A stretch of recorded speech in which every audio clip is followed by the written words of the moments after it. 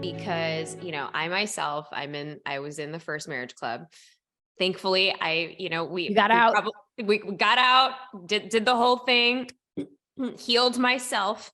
And I think for a lot of listeners, either they are single or they have really focused a lot on their career, right? And now they're kind of looking for love, and or they're like me. They kind of did it perhaps maybe to appease family or whatever the things. They had the first marriage and now they're getting into love again. So take us through what are some of the things that they're probably doing wrong, and what are some of the ways that they can really get into a positive dating cycle and really find that person for them, because clearly you've got a great track record. Oh, well, thanks. I think the most important thing, there's so many things, right? It's like, imagine a good metaphor to dating is like a car, right? There's a lot of stuff that happens under the hood when you press go or press on for your car. There's a lot of shit that happens, and I don't know what it is, and maybe you don't know what it is either, but there's a lot of things that make that car go into reverse and then go. Dating is very much the same way. And that's looking under that hood is what we specialize in, right? So it really, there's a lot of things that matter, right? And I won't say these are things that we're doing wrong, but these are things to really, when you're taking stock, look at, okay, what kind of attachment systems do I have? What were my relationships with my parents like? Okay, maybe that was good. My siblings, my earliest relationships, right?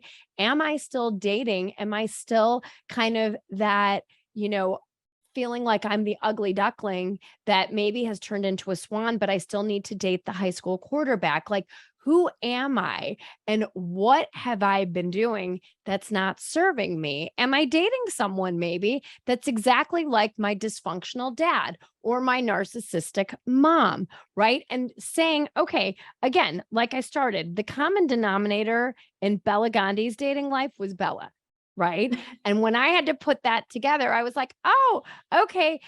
Here's the thing. If you're always telling people I attract the wrong people, I want you to change that phraseology. I want you to tell yourself with love, honey, you're accepting the wrong people and you Mm, have power over that.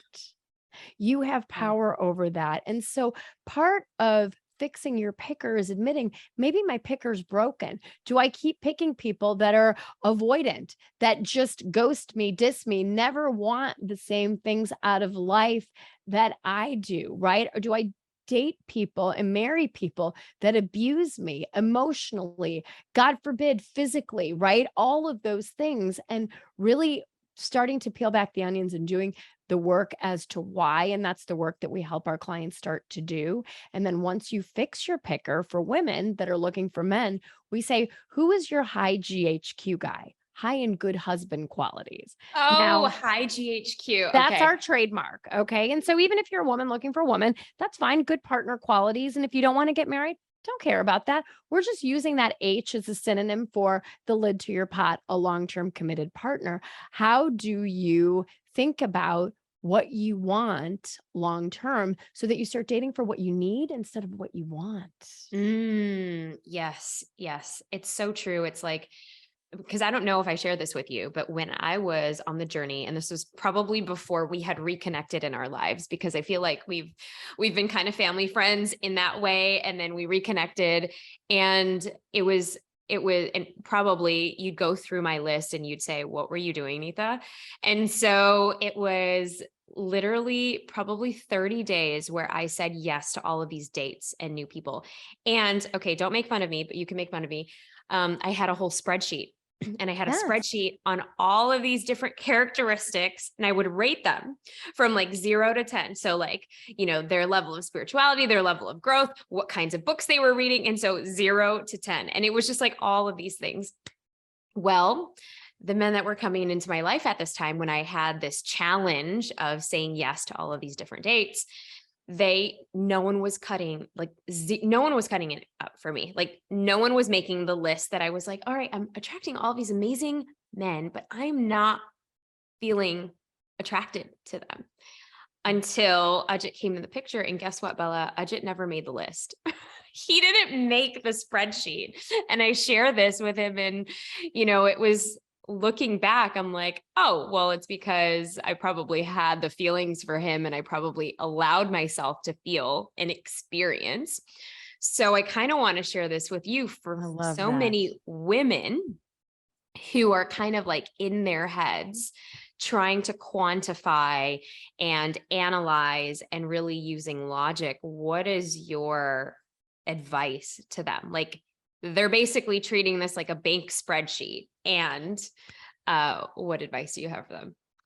So it's interesting. It's not a bank spreadsheet. And what I'll tell you is we've, done this whole GHQ process with thousands of women at this point. And what I can tell you is I'll give you one thing.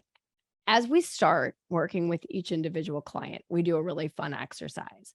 And I'll tell them, I'm like, I want you to visualize in your mind, manifest your dream guy. Tell me exactly who he is, and I'm just gonna take notes on and I'll tell and so woman by woman, they close their eyes. What is the number one thing that 95% of women say if you close your eyes? I'll give you one guess.